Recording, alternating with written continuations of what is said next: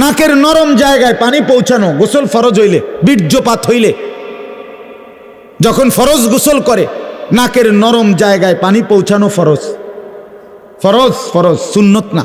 অজুর মধ্যে নাকে পানি দেওয়া সুন্নত, কিন্তু ফরজ গোসলের সময় নাকে পানি নরম জায়গায় পৌঁছানো কি ফরজ। এই যে নাক যেদূর ভাঙ্গে প্রত্যেকের, এদূর রে কয় নরম জায়গা। প্রত্যেকের নাক লাইরা দেখেন, এই নাক ভাঙ্গে যেমনি লড়ে যেমনি, এর দু একটা সীমানা আছে। এখানে পানি পৌঁছাইতে হবে। হাতের কোষে, হাতের তালুর মধ্যে পানি নিয়ে হালকা টান দিতে হবে, হালকা একটু, সামান্য একটু টান দিলেই পানি, সামান্য একটু টান, নিঃশ্বাস টানলেই, জোরে না, জোর হইলে ভিতরে ঢুকে যাবে, কষ্ট হবে। সামান্য নিঃশ্বাস টান দিলেই আপনার পানিটা এখানে চলে আসে, এরপরে ধাইরা লাইলে হয়। হ্যাঁ, এখন নাকের নরম জায়গায় পানি পৌঁছানো ফরজ। এইটা যেভাবে পৌঁছাইতে হয়, মনে করেন অসংখ্য যুবক যুবতী, পুরুষ নারী এই সমাজের যারা কোরআন শিখে নাই, দিন শিখে নাই, মাদ্রাসায় পড়ে নাই, কোনো আলেম থেকে শিখে নাই, আপনি খবর নেন, তাদের এইটা জানে না, তারা এটা পানি পৌঁছায় না। এখন যে এই নরম জায়গায় পানি পৌঁছলো না, এখন যদি এই লোক বিশ্বাস করেন বঙ্গোপসাগরেও নিয়ে যদি তারে চুবায়, বলে বঙ্গোপসাগরে ওনারে 1 ঘন্টা মাইজগানে টলার দিয়ে নিয়া এরপরে পানি চুবাইয়া থুইছে, এরপরও সে পবিত্র হবে না। পরিচ্ছন্ন হইল, পরিষ্কার হইল, গাও সাবান টাবান দিল, কিন্তু পবিত্রতার জন্য তহারাত আর নাজাফাত এক কথা না। নাজাফাত মানে পরিচ্ছন্নতা, সেটা বিধর্মীরও হইতে পারে, কিন্তু পবিত্রতা একমাত্র কোরআন সুন্নাহ মতে হইতে হয়। ঠিক কিনা বলেন না কেন? পবিত্র হয় কি দিয়া? কোরআন সুন্নাহর নিয়মে। পবিত্র হয় সাবান দিয়া না, পবিত্র হয় পারফিউম দিয়া না, পবিত্র হয় ফেস ওয়াশ দিয়া না, পবিত্র হয় শ্যাম্পু দিয়া না, পবিত্র হয় আপনার লাখ সাবান দিয়া না, পবিত্র হয় কোরআন সুন্নাহর নিয়ম দিয়া।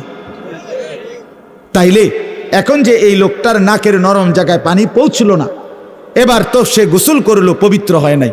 খোদার কসম, আমি তো দূরে থাকি না, আপনাদের কাছে আছি, চাবের বাজার। আপনার যদি আমার কথা ভুল হয় আবার আমারে জিজ্ঞাসা করেন, আমার আইনে আবার বিচার করেন। কিন্তু যে পবিত্র হয় নাই, কসম খোদার, তার একটি নামাজ, একটি রুকু, একটি সেজদা কবুল হবে না।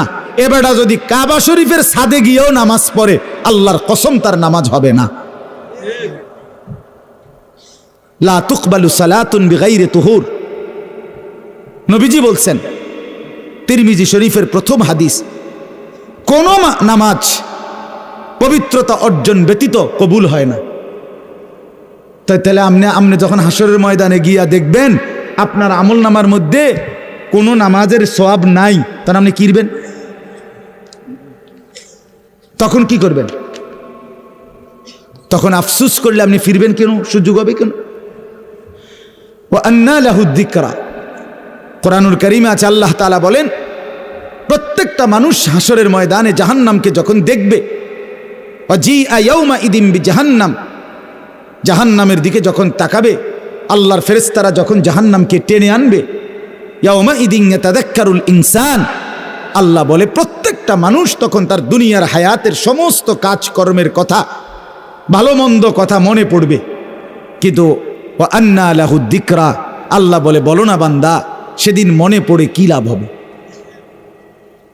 আহা যদি গুনাহ না করতাম, হ্যাঁ তো বুঝলেন আর কি, তখন আহা যদি গুনাহ না করতাম, এটা কইতে না পারবেন তো লাভ কি? কথা কন না, লাভ কি আপনার? হাসরের ময়দানে আফসোস করলে আপনার হবেটা কি?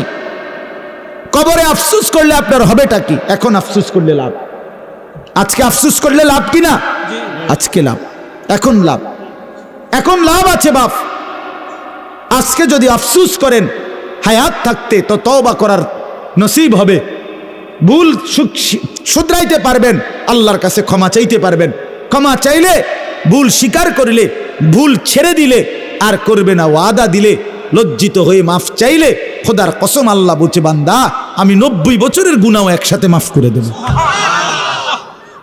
আমি আসমান ছোঁয়া, লাউ বালাগাত যুনুবুকা আনানাস সামা সুম্মা ইস্তাগফারতানি গফারতু লাকা ওয়ালা উবালি। আল্লাহ বলে, বান্দা তোমার গুনাহ যদি আসমান পর্যন্ত পৌঁছে যায়, আর তবুও যদি তুমি তওবা করো, ইস্তেগফার করো, হায়াত থাকতে যদি গুনাহ ছেড়ে দিয়ে আর করবে না ওয়াদা দিয়ে লজ্জিত হয়ে মাফ চাও, গাফারতু লাকা ওয়ালা উবালি, কোনো পরোয়া না করে আমি আল্লাহ তাআলা একসাথে মাফ করে দেব, সব মাফ, তুমি সাফ। এজন্য বাপ, কথাটা লম্বা করলাম, একটা প্রসঙ্গ তো এটাই বুঝায় কইলাম, দিন শিখেন, খামখেয়ালি করবেন না, অহংকারী করবেন না, মাতবরি করেন না, দিন প্রতিনিয়ত শিখতে হয়। আমি আলহামদুলিল্লাহ এখনো ওলামায়ে কেরাম, অসংখ্য ওলামায়ে কেরামকে দেখছি আমার জীবনে, যারা 60 বছর 70 বছর হওয়ার পরেও আরো অন্য ওলামায়ে কেরামের কাছ থেকে রুকু শিখে, সেজদা শিখছে, সূরা কেরাত শিখছে।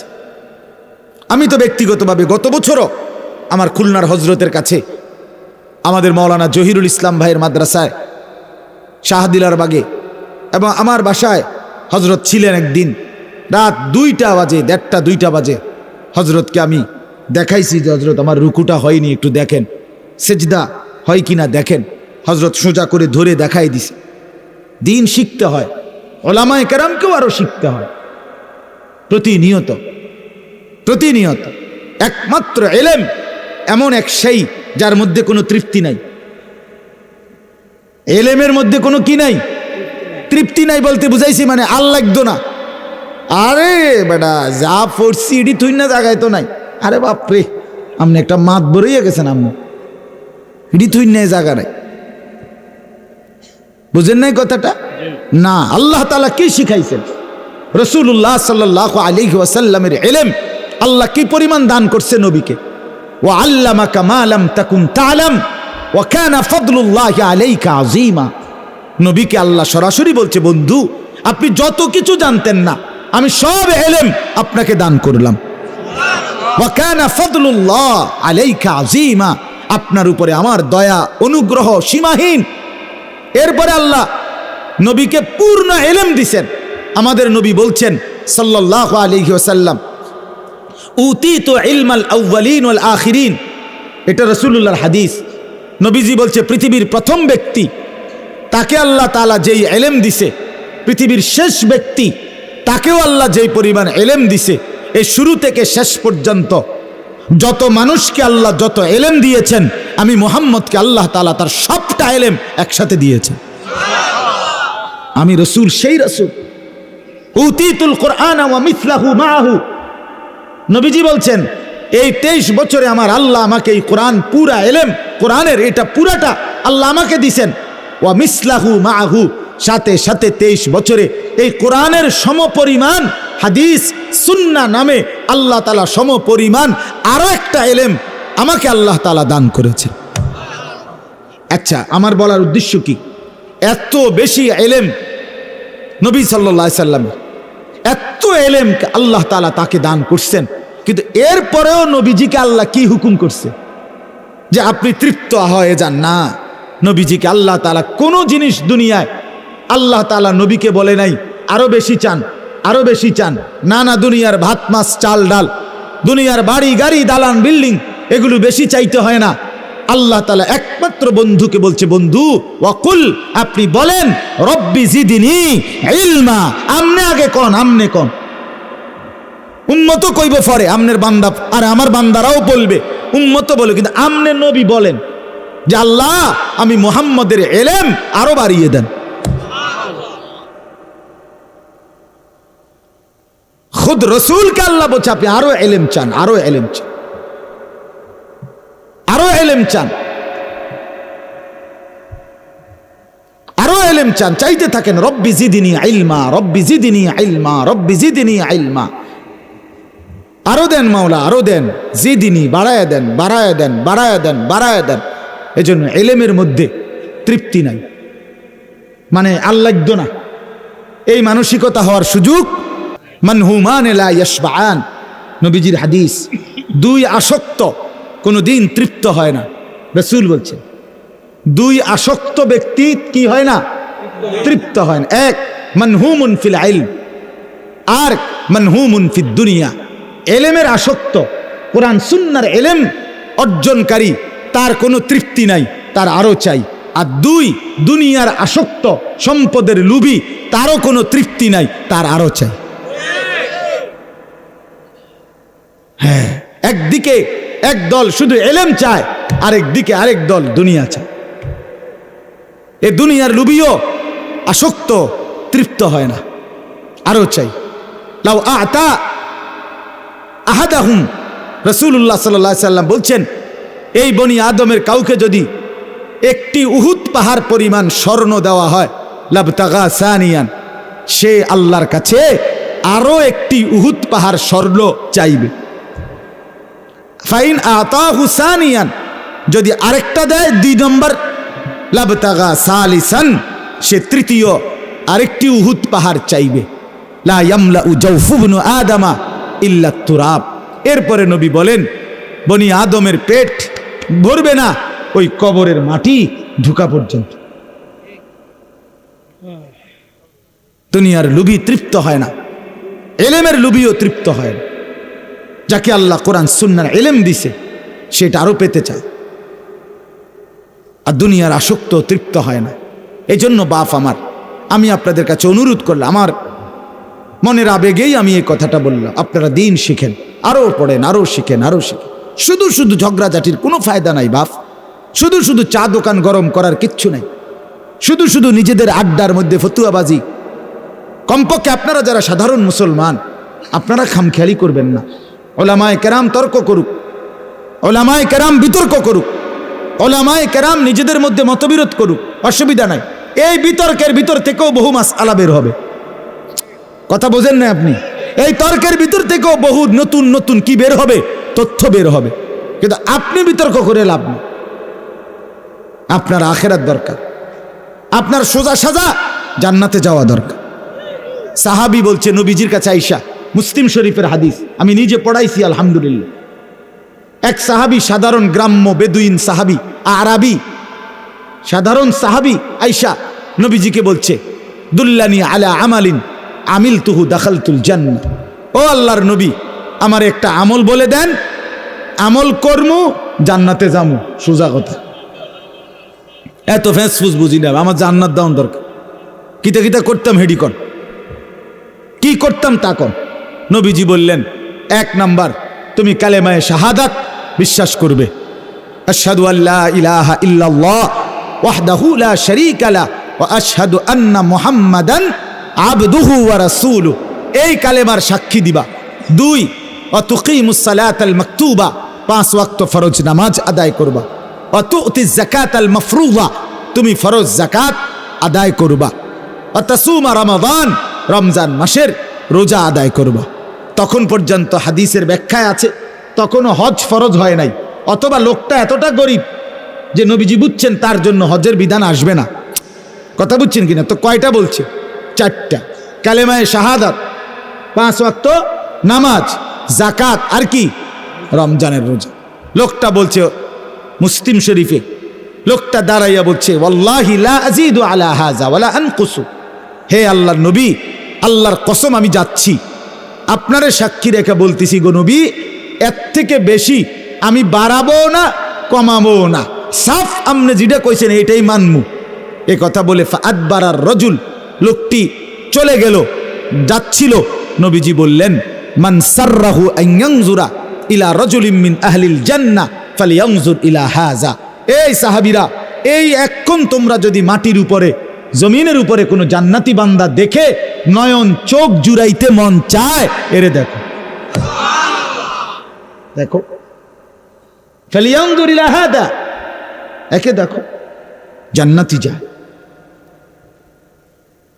তো লোকটা এখনো আমল করে নাই, হবে মাত্র বুঝা লইছে। কথা বোঝেন নাই কেন?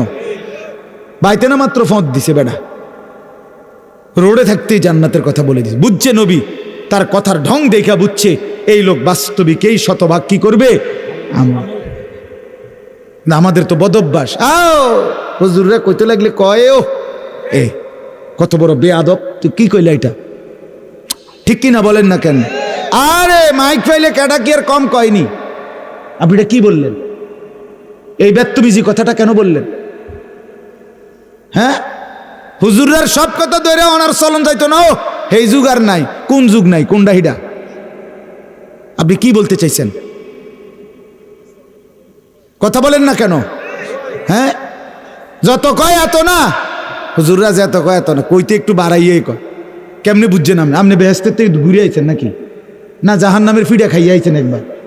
তার আপনি কেমনে বুঝলেন যে না ফিডে দেখছি, কিন্তু এইভাবে এত শক্ত বাই দেন, হালকা ফিডা দেন? এই কথাগুলো বলা, এটা ইবলিসি কথা না? এটা শয়তানের কথা কিনা বলেন না কেন? ইমানদার তো এটা বলে না। মোমেন তো বলে আমান না, মেনে নিলাম। মোমেন তো বলবে আসলাম না, গ্রহণ করলাম। ইব্রাহিম আলাইহিস সালাম, আল্লাহ তাআলা ওনাকে 70টা পরীক্ষা করছে। কয়টা? আমি নিজে পড়ছি তাফসিরে, 70টা পরীক্ষা করছে, কঠিন থেকে কঠিন। প্রতিবার ইব্রাহিম আলাইহিস সালাম বলছে, আল্লাহ আমি হারতে চাই না, আমি জিতবো, আমি বারবার আপনার ভালোবাসার প্রমাণ দেব। আপনি আমাকে দুনিয়াও যদি ছেড়ে দিতে বলেন, আমি সব ছাড়তে রাজি মাওলা, কিন্তু আপনাকে ছাড়তে রাজি না। আমি পরীক্ষায় পাশ করবই। আমি প্রথম সাময়িকও ফার্স্ট হইতে চাই, দ্বিতীয় সাময়িক পরীক্ষাতেও ফার্স্ট হইতে চাই, আমি বার্ষিক পরীক্ষাতেও ফার্স্ট হইতে চাই, আমি 4এও ফার্স্ট হবো, 5এও, 6এও, 7এও, 8এও, 9এও, 10এও, ইন্টারেও, অনার্সেও, মাস্টার্সেও আমি ফার্স্ট হতে চাই, হারতে চাই না, সেকেন্ড হতে চাই না।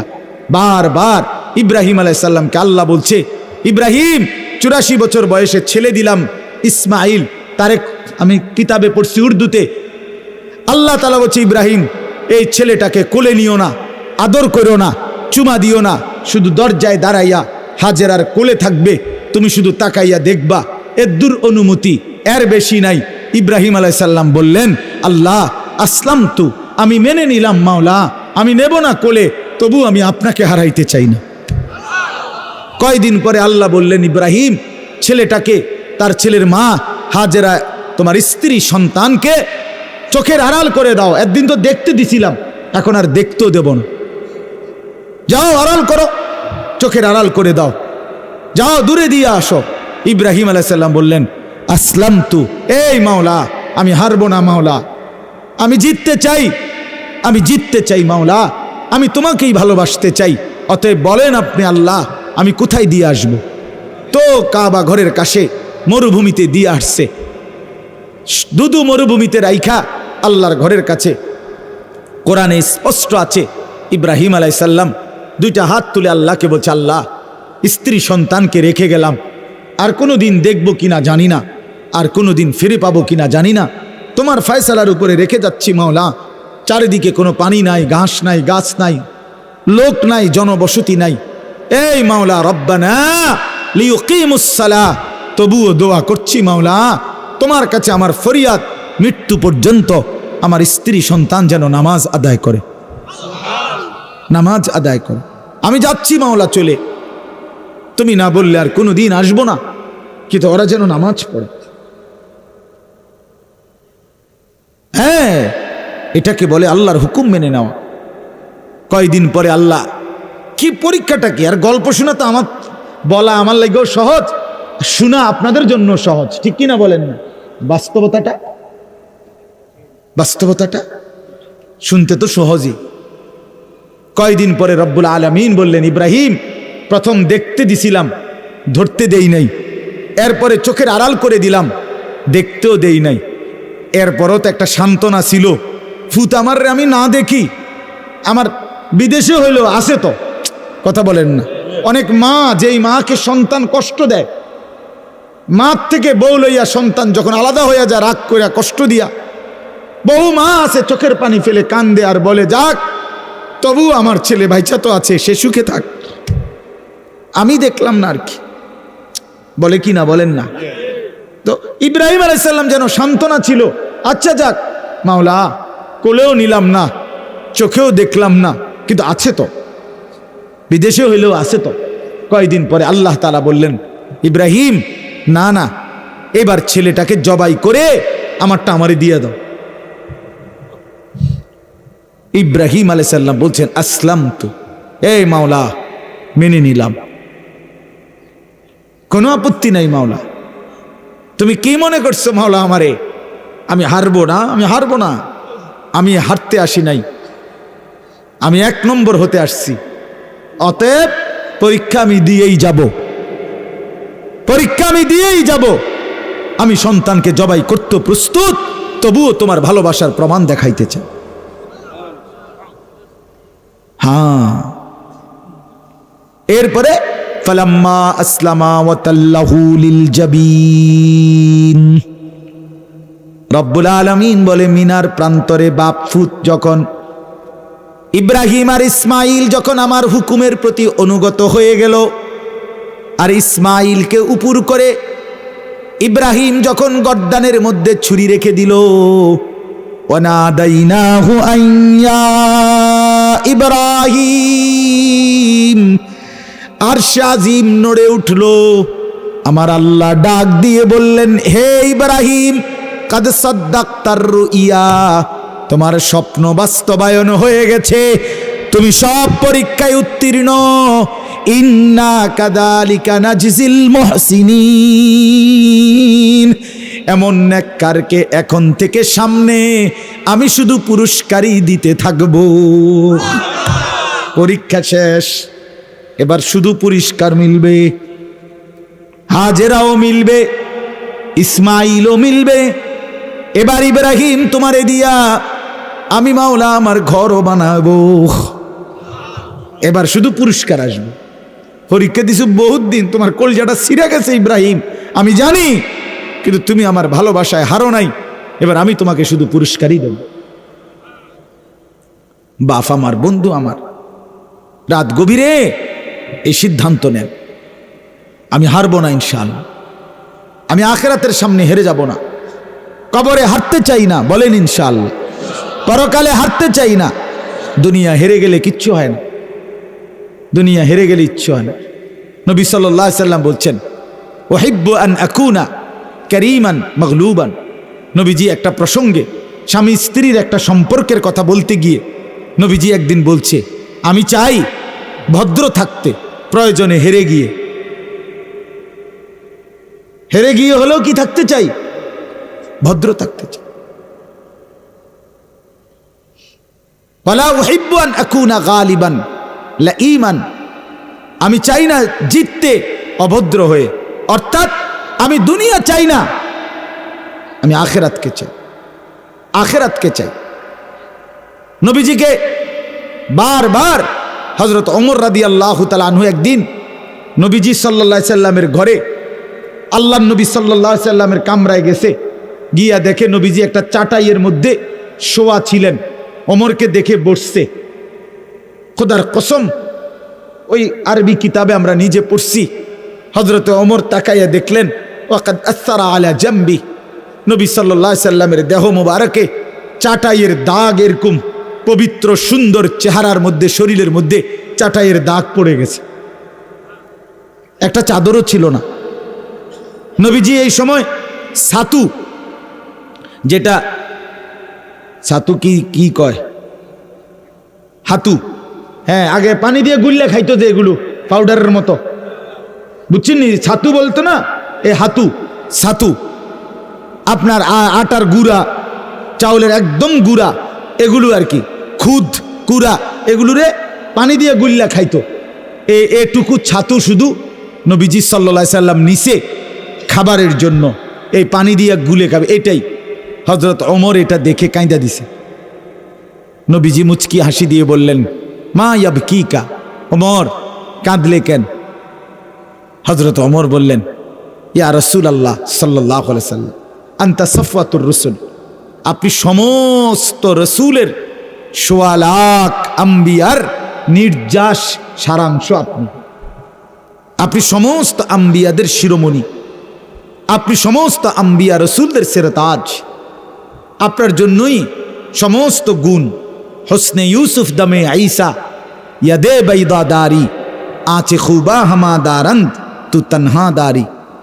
হযরত আল্লামা ইকবাল বলছে, হে নবী মুহাম্মদ, ইউসুফের সৌন্দর্য, মূসার মোজেজা, ঈসার মোজেজা, এভাবে সোয়া লাখ আম্বিয়ার যত বৈশিষ্ট্য, যত মোজেজা, সব যদি আপনার মাঝে দেখি, বন্ধু মুহাম্মদ, একা আপনার মাঝে সবটাই দেখতে পাই, সব গুণ আপনার মাঝে। সব সিফাত আপনার, সব বৈশিষ্ট্য আপনার। তো ওমর বললেন, ইয়া রাসূলুল্লাহ, এত মর্যাদা, এত সম্মান আপনার, সেই আপনি খাবারের এই অবস্থা, বিছানার এই অবস্থা, আপনার দুনিয়ার কিচ্ছু নাই। আমার এটা দেখে আল্লাহ নবী চোখের পানি চলে আসছে। এরপরে বলছে, রোম আর পারস্যের বাদশারা তারা দামি বিছানায় রেশমি পোশাক পরে রেশমের বিছানায় ঘুমায়, আর আপনার এই হালাত, অথচ আপনি শ্রেষ্ঠ রাসূল, কুল কায়নাতের সেরা, আপনি সর্বশ্রেষ্ঠ রাসূল, আপনি নবিউল আম্বিয়া, নবী দু জাহাঁ, নবী দু শাহা, নবী দু আলম, আপনার এই হালাত কেন? তখন আল্লাহর নবী সাল্লাল্লাহু আলাইহি সাল্লাম বলছে, আমা তারদা আন তাকুনা লানাল আখিরা ওয়া লাহুমুদ দুনিয়া। আল্লাহর নবী বললেন, ওমর, তুমি কি এই কথার উপরে খুশি হবে না যে আমরা আখিরাত থেকে নেব, ওরা দুনিয়া থেকে নেক? খোদার কসম, কিতাবে আছে, হযরত ওমর তখন চোখের পানি মুছে বললেন, আল্লাহি ইন্নী লা রাদিন, আল্লাহর কসম নবী, আমি এতে রাজি, আমি আখিরাত থেকে নেব, আমরা আখিরাত থেকে নেব। দুনিয়া দিয়ে দিলাম সুদ কররে, ঘুষ কররে, সিটার রে, বাটপার রে, যা তোরে দিয়ে দিলাম, হারাম কর, তোকে দুনিয়া দিয়ে দিলাম, বেবিচারি, মদখোর, নেশাখোর, জুয়ারি, তোরে দুনিয়া দিয়ে দিলাম, যা, আমি জান্নাত থেকে নেব ইনশাআল্লাহ, আখিরাত থেকে নেব, পরকাল থেকে নেব।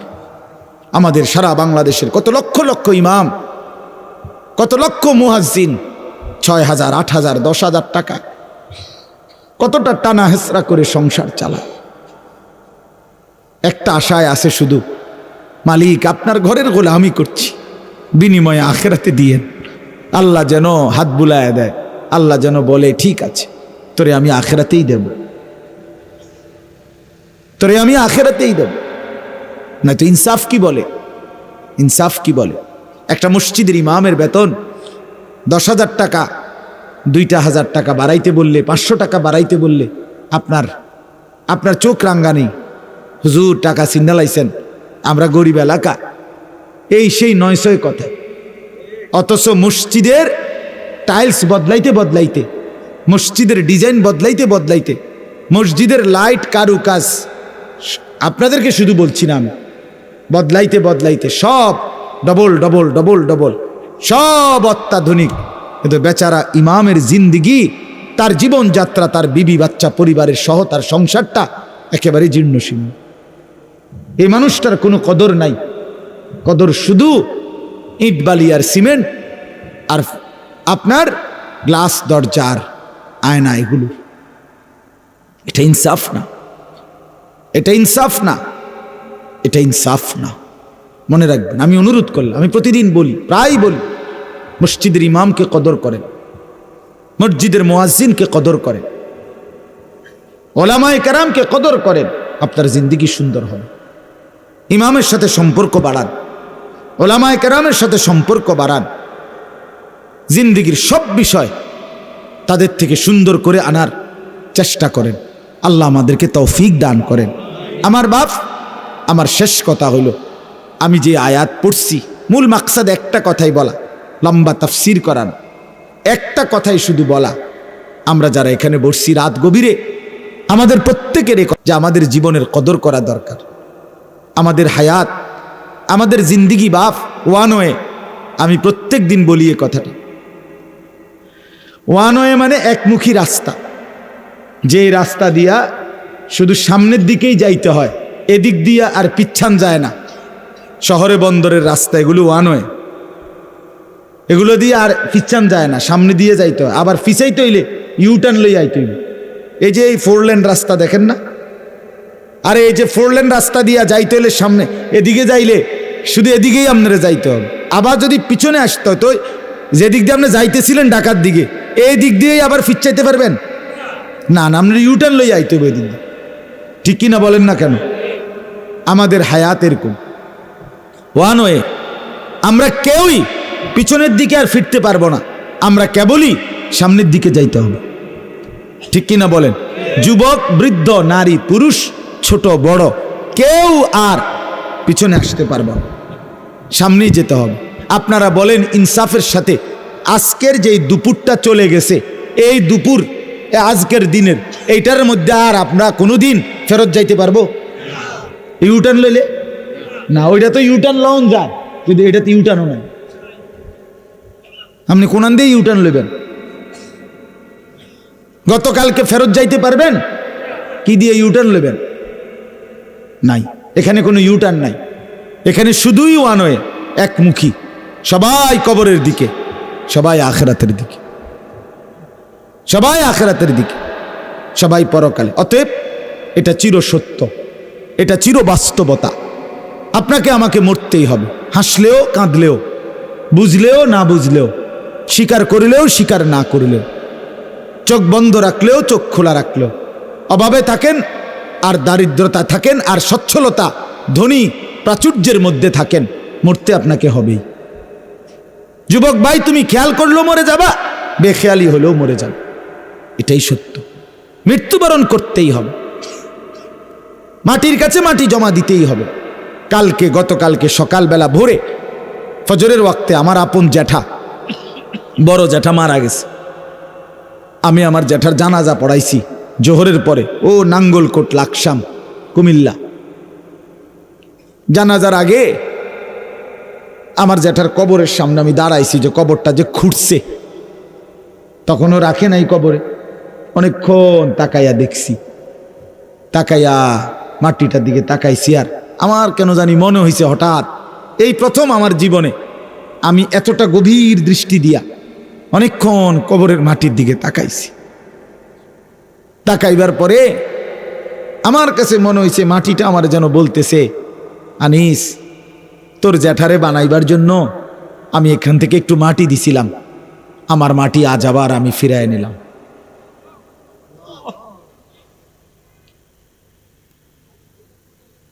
আমার মাটি আমি ফিরায় নিলাম। এই পৃথিবীর কোটি কোটি মানুষ আমাদের প্রত্যেককে বানানোর জন্য মাটি, যে মাটিটুকু দিচ্ছে আল্লাহর কুদরতে, সে মাটিটা যেন আবার বলে দিচ্ছে, আমার মাটি কিন্তু আমাকেই আবার ফেরত দিতে হবে। অফিহা নুঈদুকুম, আমার মাটি আমাকেই ফেরত দিতে হবে, আমি এক সুতা মাটি ছাড়বো না, আমাকেই দিয়ে দিতে হবে। মাটির মানুষ মাটিতেই মিশাই দিবে। এই জন্য বাপ, আমি আপনাদের কাছে অনুরোধ করছি, রাত গভীরে আপনারা প্রত্যেকেই মৃত্যুর জন্য, আখিরাতের জন্য, পরকালের জন্য ফিকির করেন, নিজের ভালো, নিজের পরিবর্তন করেন। আমিও আপনিও চলেন ভালো হই, চলেন বদলে যাই, চলেন জিন্দিগিটা সুন্দর করি, জীবনটা কাজে লাগা। 5 ওয়াক্ত নামাজ কেন পড়বেন না? যুবক ভাই, তোমরা ফজরের নামাজ কেন পড়বা না? আল্লাহর সাথে কেন নারাজ হলে? আপনাদের স্ত্রী পর্দা কেন করবে না? হালাল কেন খাবেন না? ঘরের মধ্যে রঙিন টেলিভিশন আর কতদিন চলবে? নাচ গান আর নর্তকী কতদিন নাচবে? বলেন না বাপ, ইনসাফের সাথে ভাবেন। এই জন্য পরিবর্তনের মানসিকতা নিয়ে যদি বুঝ আসে, দিমাগ আসে, আমাদের ভিতরে যদি এই বিবেক জাগে যে আমার বদলানো দরকার, ভালো হওয়া দরকার, আখেরাতকে দামি বানানো দরকার, কবরকে দামি বানানো দরকার, খোদার কসম, তাহলে আমাদের সামনে নিজের আখেরাত, কবর, পরকাল দামি বানানোর লম্বা, সুবর্ণ, সুন্দর, চমৎকার একটি সুযোগ একদম মুখামুখি। সেটাই হলো মাহে রমজান। নিজেকে দামি বানানো, নিজের কবর আখেরাতকে কি বানানোর? দামি। রমজান মাস, আর এটাই আজকে উদ্দেশ্য বলা।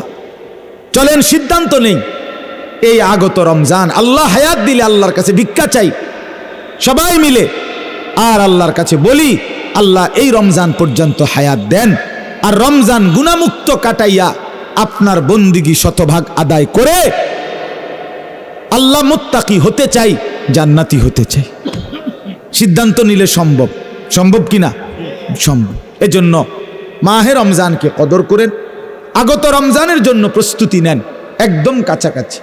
আর যেই চাঁদটা উঠবে এখন যেই চাঁদ উঠবে এটাই রমজান। সুবহানাল্লাহ, ঠিক কিনা বলেন না কেন? এখন যেই চাঁদ উঠবে এটা কি? রমজান। অতএব সবাই মিলে রমজানের প্রস্তুতি নেই, রমজান মাসটা সুন্দরভাবে কাটান। দেখবেন ঈমান একটা পাসপোর্ট, আর তাকওয়া এটা ভিসা। ভিসা লাগলে, তাকওয়া লাগলে জান্নাতি। উইদ্দাত লিল মুত্তাকিন, আল্লাহ কোরআনে বলছে জান্নাত বানানোই হয়েছে মুত্তাকিদের জন্য। এজন্য ঈমান পাসপোর্ট, তাকওয়া হলো ভিসা। তো ঈমানের পাসপোর্ট তো আমার আছে, আমি মুসলমান। তো আল্লাহ তাআলা বলে তো ঠিক আছে, একটা মাস 30 দিন, 31 লাগবে না, 29-এ চেষ্টা করবো, আর নয়তো 30-এ সই, 31-এ নিতাম না বান্দা, সাফ কথা। 30-এর ভিতরে থাকবে, আর নয়তো ফাইলে 29-এ, মন চাইলে 29-এ। 29 বা 30 দিনের ভিতরে আমার কথাটা মাইনা চলবা, ঠিক যেমনে যেমনে যেটা করতে বলছি করবা, ছাড়তে বলছি ছাড়বা। এই 30 দিনের মাথা আমি আল্লাহ ঈমানের পাসপোর্টের সাথে তাকওয়ার ভিসা লাগায় দেব, জান্নাতের গাড়িতে উঠায় দেব। সাফ কথা তুলে দেব। এক চাঁদ উঠবে, তাকওয়ার অভিযান শুরু, জীবন গঠনের রমজানের চাঁদ। আরেক চাঁদ উঠবে ঈদের চাঁদ, তোমার বেহেশতে রওনা শুরু। আমার দাদা রোজার আগে গ্রামে দাদা একটা মসজিদ করে দিছিল, আরো আগের কথা বলতেছি। তো দাদা মসজিদের কাম শেষ করছে রোজার আগে, পুরা রমজান দাদা মসজিদে ছিল, নামাজ পড়ছে, এতেকাফ করছে, আল্লাহ বিল্লাহ করছে। ঈদের দিন দাদা নামাজ পড়ে এসে আমার চাচারে কইছে, আলী হোসেন আমার চাচার নাম, হোসেন আমার একটা রিক্সা আইনা দে, আমি আমার শ্বশুর বাড়ির যাবো। দাদা বুড়া মানুষ, আমার চাচায় হাসি দিছে, দূর আমনে বুড়া বয়সে কীর্তেন শ্বশুর বাড়ি যাবেন, কোনায় আমনে শ্বশুর বাড়িতে আসেনি কেউ বাচ্চা। চাচা এতটা গুরুত্ব দেয় নাই। আমার দাদা আমার স্বাস্থ্য বাইরে হাতে ধইরা আমার দাদাই বলতেছে, কয় নাতি চল তুই, হেতে আমার রিক্সা আইনা দিত না, কিন্তু দাদা জামুই আজকে শ্বশুর বাড়ি। কসম খুদার আমার দাদা এরপরে চাচা তো বাইরে হাতে ধইরা রওনা দিছে। এ কদ্দুর গেছে, আর এই ঈদের দিন দাদা পইরা গেছে, বেহুশ হয়ে গেছে। সন্ধ্যাবেলা দাদা কবরে চলে গেছে। দাদা আমার শ্বশুর বাড়ি চলে গেছে। এজন্য রব্বুল আলামিন বলে, বান্দা মাহে রমজানে আমি বদলে দেব তোমাকে, তাকওয়া দেব, জান্নাত দিয়ে দেব। 30 দিনেই পাসপোর্টের সাথে ভিসা লাগায় দেব, তাকওয়া, লাআল্লাকুম তাত্তাকুন। এজন্য আমিও আপনিও ইনশাআল্লাহ পরিবর্তন চাই, ঠিক আছে না? ইনশাআল্লাহ আপনার চলাফেরা দ্বারা, কথাবার্তা দ্বারা, আপনার রমজানের প্রস্তুতি, ইবাদত আমল দ্বারা যেন বোঝা যায় যে আপনি সারা বছরের ব্যস্ততার চাইতে রমজানটা কমপক্ষে একটু আলাদা, আখেরাতের জন্য একটু বেশি সময় দিতেছেন, এটা যেন বোঝা যায়, ঠিক আছে না? ইনশাআল্লাহ খামখেয়ালি না করি, অবহেলা না করি। আল্লাহ তাআলা আমাদেরকে তৌফিক দান করেন। 5 ওয়াক্ত নামাজ সুন্দরভাবে পড়বেন। রাত্রিবেলা 20 রাকাত পূর্ণ তারাবি, রমজান মাস পুরা মাস পড়বেন, বলেন ইনশাআল্লাহ। পূর্ণ 20 রাকাত তারাবি। তারাবি শুধুই 20 রাকাত। তারাবি কয় রাকাত? না শুধুই 20 রাকাত। তারাবি কয় রাকাত? আমি যেমনি কইছি হেমনে কর, শুধুই 20 রাকাত। বলেন কয় রাকাত? হ্যাঁ, তারাবি শুধুই 20 রাকাত। 8 রাকাত তারাবি হয় না, 12 রাকাত তারাবি হয় না, ওইগুলো নফল নামাজ, ওগুলো আলাদা নফল নামাজ। তারাবি শুধুই 20 রাকাত, বুঝছেন না? আপনি যদি বলেন অনেক হুজুরে তো কয় 8 রাকাত, তো আমি তো হুজুরে, আমি কইছি 20 রাকাত, তো ওনারটা আপনার বুঝে ধরছে, আমারটা বুঝে ধরছে না কা? আমার অসুবিধা কিতা? না আমার কি কিতা, আমার অসুবিধা কিতা? সার্টিফিকেট না, মানে আমার সার্টিফিকেটটি চাইবেন নিয়ে আইয়েন। আমি কি চুরি করে ফাঁস করছি নাকি? তো আমি কি বহন খাইয়ে বড় হয়েছি? কথা বলেন না কেন? তাইলে অতএব এই যুগ যুগ ধরে লক্ষ কোটি উলামায়ে কেরাম 1450 বছরের এই সিলসিলা হঠাৎ করে বিগড়ায় দিলে হবে না। এজন্য পূর্ণ 20 রাকাত তারাবি ইনশাআল্লাহ পড়বেন। বলেন ইনশাআল্লাহ, বলেন ইনশাআল্লাহ, বলেন ইনশাআল্লাহ। আল্লাহ আপনি তৌফিক দান করেন। হ্যাঁ, যদি কারো তর্ক করতে মন চায় আইসেন, আমি তর্ক করুম আমি। হ্যাঁ, না মানে 8 রাকাত লইয়া 12 রাকাত লইয়া যদি কারো তর্ক করতে মন চায়, অসুবিধা কি? তর্কের জন্য আমি সময় দেব, বাকি আইসেন আমি, বা আমি হুজুর পাঠাবো তর্ক লাগিয়া, অসুবিধা কি? কিন্তু এখন বললাম, তো রাত হয়ে গেছে, এই জন্য লম্বা করে বলার সুযোগ নেই, এই জন্য বললাম, সুযোগও দিলাম। তর্ক করতে চাইলে আপনি কইরেন তর্ক, অসুবিধা কি? আমি সময় দেবো আপনার তর্কের, কিন্তু তারাবি পূর্ণ 20 রাকাত পড়বেন। সাহারির টাইমে উঠে 2 রাকাত, 4 রাকাত, 6 রাকাত, 8 রাকাত নফল নামাজ তাহাজ্জুদ পড়বেন। সারাদিন বেশি বেশি কালেমা শরীফের জিকির করবেন, ইস্তেগফার তওবা পড়বেন, আল্লাহর কাছে জান্নাত চাইবেন, জাহান্নাম থেকে পানাহ চাইবেন, খুব বেশি দোয়া করবেন। ইফতারের আগে, সেহরিতে, সারাদিনে সুযোগ থাকলে আল্লাহর ঘর জিয়ারত করবেন। রমজানে উমরা করলে, একটা উমরা রমজানে, আল্লাহ রাসূল সরাসরি বলছে রমজানের উমরা সরাসরি হজ্জের সমান সওয়াব। উমরাতুন ফি রমাদান তাদিলু হজ্জা। আরেক riwayat আছে মাই, আমার সাথে হজ্জের সমান, রাসূলের সাথে। হ্যাঁ, উমরা। আমি তো পরিষ্কার একটা কথা সবসময় বলি, এই বাপ, যেই চোখ মোমেনের, যেই চোখ সামর্থ্য থাকা সত্ত্বেও যেই চোখ কালো গিলাফ দেখে নাই কাবার, এই যেই চোখ মদিনার সবুজ গম্বুজ দেখে নাই, আরে বেটা তুমি দেখলা কি জীবনে? ওই চোখে দেখলা কি জীবনে? দেখলাটাই কি? তাইলে দেখার মজাই তো পাও নাই কিছু, এই চোখের স্বাদই তো পাও নাই। গত বছর এক উমরা সফরে রমজানে এক লোক বাংলাদেশি দৌড়াইয়া আমার কাছে আসছে, আইসাই আমারে জড়ায় ধইরা বলতেছে, হুজুর আমি এবারই প্রথম আল্লাহর ঘরে আসছি, এবং আসছি শুধু আপনার এক কথার কারণ। আমি বললাম মানে?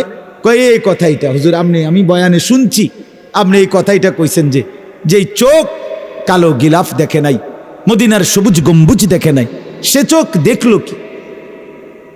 সে চোখ দেখার স্বাদে কি পাইল? দেখার কি মজা পাইল? এজন্য আল্লাহর ঘর দেখার স্বপ্ন দেখি, ঠিক আছে না? ইনশাআল্লাহ রাসূলুল্লাহ সাল্লাল্লাহু আলাইহি সাল্লামের রওজায়ে আতহারের সামনে দাঁড়াবার স্বপ্ন দেখি, আল্লাহ কবুল করেন। আমার ভাই আব্দুস সালাম ভাই, আপনাদের অনেকের সাথে আমি খুব ঘনিষ্ঠ পরিচয় না থাকলেও আমি আপনাদেরকে মহব্বত করি, পছন্দ করি। তো আব্দুস সালাম ভাইয়ের অনেক অনুরোধ ছিল এই ডেটটার জন্য। আলহামদুলিল্লাহ, আল্লাহর দয়ায় আশা হইছে, আসছি। আপনারা আমাদেরকে সহযোগিতা করেছেন। কাবিলা শাহী ঈদগাহ ময়দানে আমাদের কুমিল্লা জেলা কওমি মাদ্রাসা সংগঠন বুড়িচং উপজেলার সম্মেলন 10 তারিখ হইছে। আলহামদুলিল্লাহ, এলাকার যুবক ভাইরা অনেক আন্তরিকতা নিয়ে স্বেচ্ছাসেবকের দায়িত্ব পালন করেছেন। মুরব্বীরা এবং ঈদগাহ কমিটির মোতাওয়াল্লি সাহেব সহ সমস্ত মুরব্বী আন্তরিকভাবে আমাদেরকে সহযোগিতা করেছে।